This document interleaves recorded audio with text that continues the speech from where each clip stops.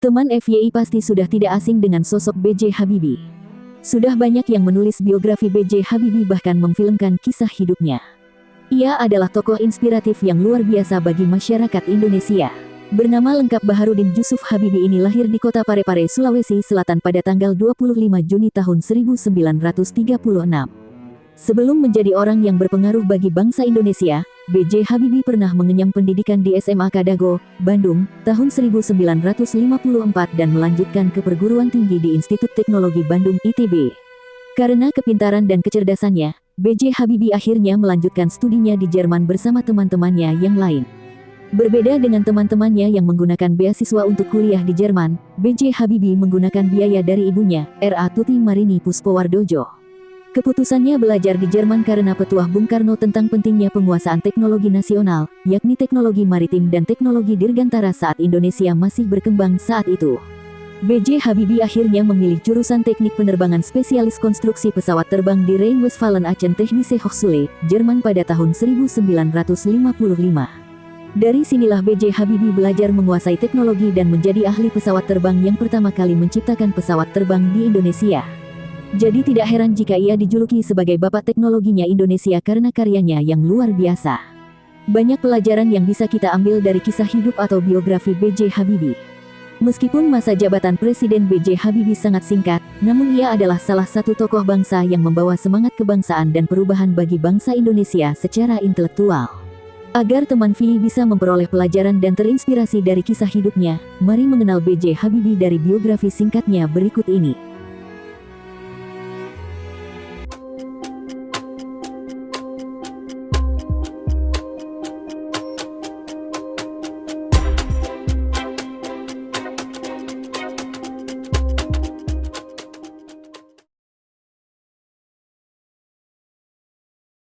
Masa kecil B.J. Habibie berada di Parepare, Sulawesi Selatan bersama ayah ibu dan 7 saudaranya.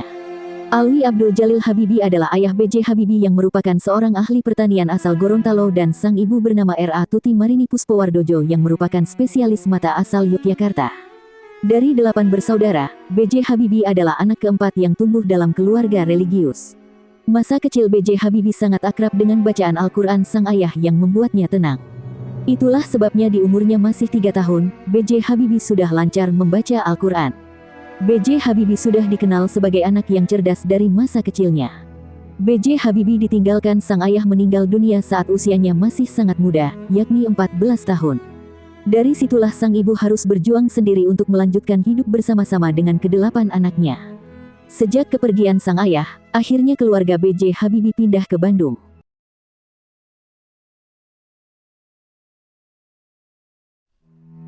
Karena terkenal sebagai seorang intelektual, maka kurang lengkap jika tidak mengetahui latar belakang pendidikan B.J. Habibie. Karena B.J. Habibie sudah tumbuh menjadi anak yang cerdas sejak kecil, maka di sekolah pun ia adalah murid yang cerdas. SMA Kadago Bandung adalah sekolah tempat B.J. Habibie mengenyam pendidikan sampai kemudian melanjutkan ke perguruan tinggi di ITB, yang saat itu masih bernama Universitas Indonesia Bandung.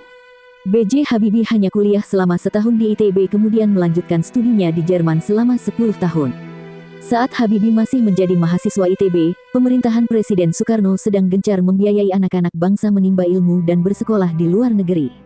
Dari ratusan pelajar yang menerima beasiswa dan berangkat ke Jerman, B.J. Habibie termasuk dalam rombongan kedua yang berangkat ke Jerman tanpa beasiswa dari negara pada tahun 1955. Ibunya lah yang membiayai B.J. Habibie kuliah di jurusan teknik penerbangan spesialis konstruksi pesawat terbang di Rhein-Westfalen-Aachen Technische Hochschule, Jerman. Menimba ilmu yang ia tempuh di luar negeri itu tidak berlangsung singkat dan mudah. Selama bertahun-tahun B.J. Habibie belajar di RWTH Aachen sambil bekerja secara praktik. Motivasi yang ia bawa belajar di Jerman awalnya adalah B.J. Habibie tertarik membangun pesawat komersial sesuai ide Soekarno. Akhirnya muncullah perusahaan PT PAL, yakni IPTN pada saat itu. Selain itu motivasi terbesar B.J. Habibie untuk sukses juga datang dari sang ibu yang sudah susah payah membiayai pendidikan hingga kehidupannya di luar negeri yang tidak murah. Tahun 1960 B.J. Habibie berhasil menyelesaikan studinya untuk gelar diploma ing-nya di Technische Hochschule dengan predikat sempurna atau cum laude yang rata-rata nilainya adalah 9,5. Gelar insinyur inilah yang membuatnya bisa bekerja di firma Talbot, industri kereta api di Jerman. Perusahaan itu sangat membutuhkan wagon untuk mengangkut barang yang ringan dalam jumlah yang banyak. B.J. Habibie pun membuat konstruksi alat yang dibutuhkan wagon industri kereta api Jerman itu dengan membuat sayap pesawat terbang. Caranya pun membuahkan hasil dan sangat membantu kebutuhan perusahaan. Biografi B.J. Habibie terkait riwayat pendidikannya berlanjut karena ia meneruskan gelar doktornya masih di Jerman, yakni Technische Hochschule der Fakultät der Feuermaschinenwesen Aachen. Sambil menempuh pendidikan doktornya, pada 1962 akhirnya B.J. Habibie menikahi Hasri Ainun dan memboyongnya ke Jerman. Kehidupannya dibilang sangat sederhana dan sulit karena ia harus menghemat keuangan dan bekerja hingga larut malam. Padahal B.J. Habibie juga harus tetap belajar dan menyelesaikan tugas kuliahnya. Ainun, sang istri pun turut hidup sederhana agar menghemat pengeluaran dengan antri mencuci baju di tempat umum. Usaha dan jerih payah B.J. Habibie akhirnya membuahkan hasil di mana ia lulus gelar doktor ingeniernya di Technische Hochschule Fakultät der Feuermaschinenwesen dengan predikat cum laude atau sangat sempurna yang nilai rata-ratanya adalah 10. Sosok B.J. Habibie ini memang ahli yang sangat jenius.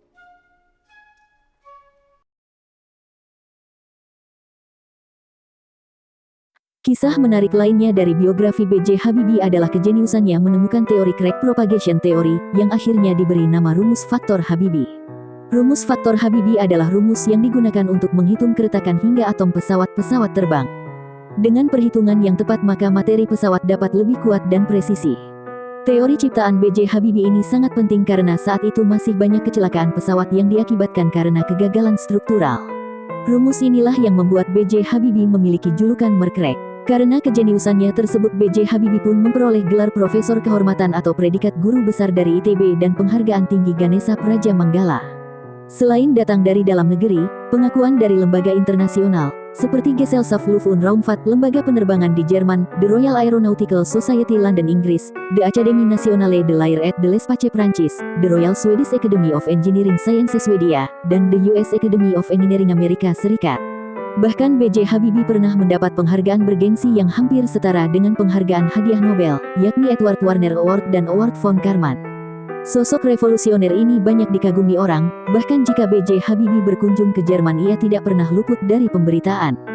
Sebelum berkiprah di dunia politik, B.J. Habibie memang lebih dulu dikenal sebagai jenius ahli teknologi pesawat di Indonesia. Pada tahun 1973 Soeharto mengutus Ibnu Sutowo untuk pergi ke Jerman dan menemui B.J. Habibie agar ia berkarir di tanah air.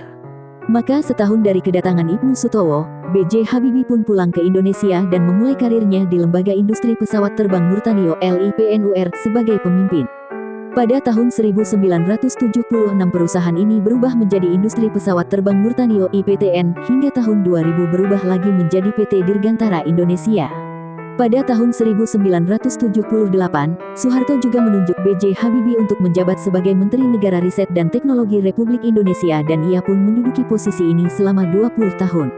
Merujuk buku Indonesia's Industrial Transformation bertahun 1997, B.J. Habibie menggunakan pendekatan unik saat menciptakan industri pesawat di Indonesia. IPTN di bawah kendali B.J. Habibie berhasil mengembangkan teknologi sejumlah pesawat, yakni CN-235, N-250, dan N-230. Karya yang paling legendaris dan B.J. Habibie adalah N-250 atau juga dikenal Gatot Kaca yang mengudara pertama kali pada tahun 1995. Gatot Kaca adalah satu-satunya pesawat turboprop yang menggunakan teknologi fly-by-wire ciptaan B.J. Habibie. Karena kiprahnya yang luar biasa bagi teknologi Indonesia, tak lama setelah tutup usia, Jokowi menyatakan bahwa B.J. Habibie adalah bapak teknologi Indonesia sekaligus negarawan yang revolusioner.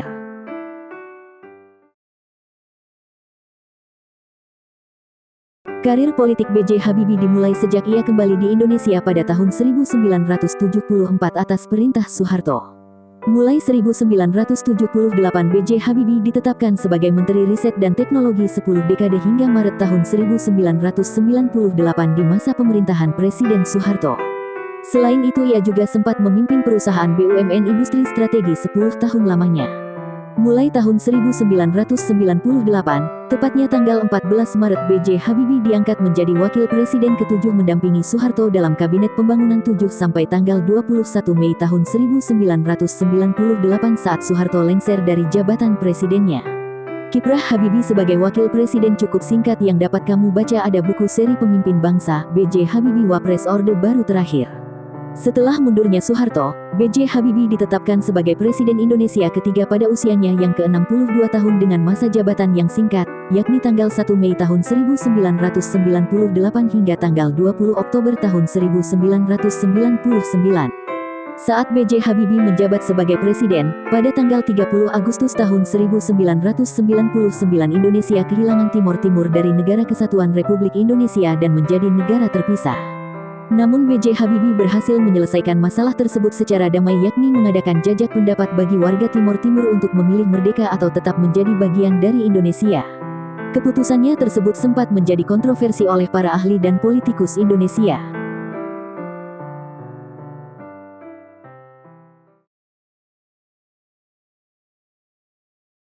Meskipun masa jabatannya yang singkat sebagai Presiden RI, namun kiprahnya tidak bisa dianggap remeh.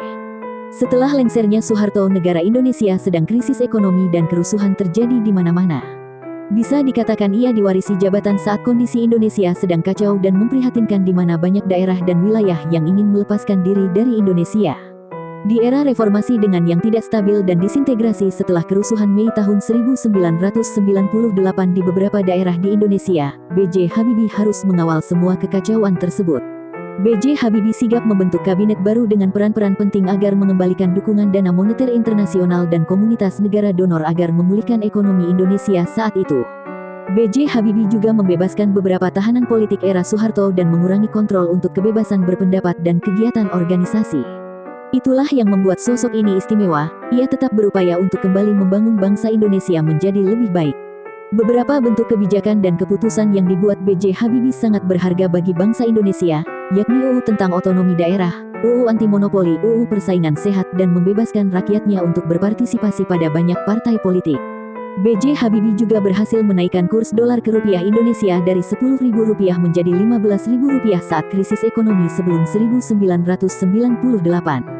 Selain itu, ia juga berhasil menyelesaikan likuidasi bank-bank yang bermasalah saat itu karena kondisi ekonomi Indonesia yang kacau. Pada tahun 1999 B.J. Habibie dipaksa lengser karena pertanggungjawabannya tidak diterima pada sidang umum MPR atas lepasnya Timor Timur dari NKRI. Kiai Haji Abdurrahman Wahid akhirnya menggantikannya menjadi Presiden keempat RI. B.J. Habibie pun menjadi warga negara biasa dan kembali menetap di Jerman, meskipun sesekali berkunjung ke Indonesia. Namun sejak masa pemerintahan SBY, B.J. Habibie kembali aktif di Indonesia sebagai penasehat proses demokrasi di Indonesia pada organisasi yang ia buat, yakni Habibie Center. Selain itu, B.J. Habibie juga menjadi ketua Dewan Penasehat di Partai Golkar.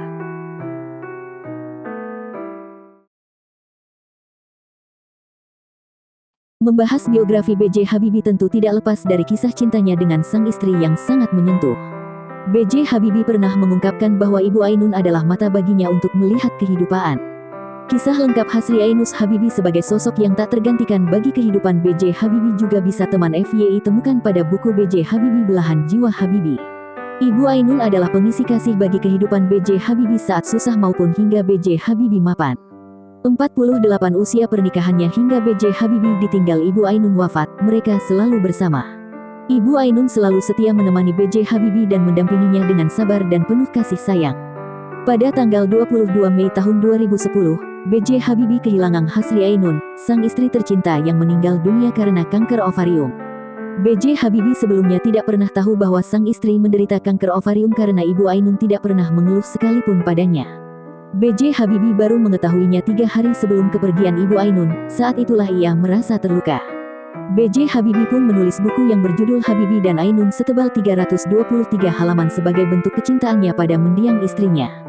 Buku itulah yang kemudian diangkat ke layar lebar dengan judul film yang sama dengan judul buku. Film biografi B.J. Habibie tayang di Indonesia pada Desember tahun 2012 dengan kisah sosoknya yang visioner dan romansa kisah cintanya dengan Ibu Ainun. Film tersebut disutradarai oleh Hanung Bramantio dan Fauzan Rizal dan diperankan oleh Reza Rahardian dan Bunga Citra Lestari yang sukses menarik perhatian masyarakat Indonesia sebanyak 4,5 juta penonton. Kepergiannya wafat pada tanggal 11 September tahun 2019 membuat banyak masyarakat Indonesia kehilangan sosoknya yang luar biasa. B.J. Habibie adalah sosok berjasa bagi sejarah bangsa Indonesia. Itulah sebabnya banyak hal yang bisa dipelajari dari ide-ide jenius dan kisah perjuangannya.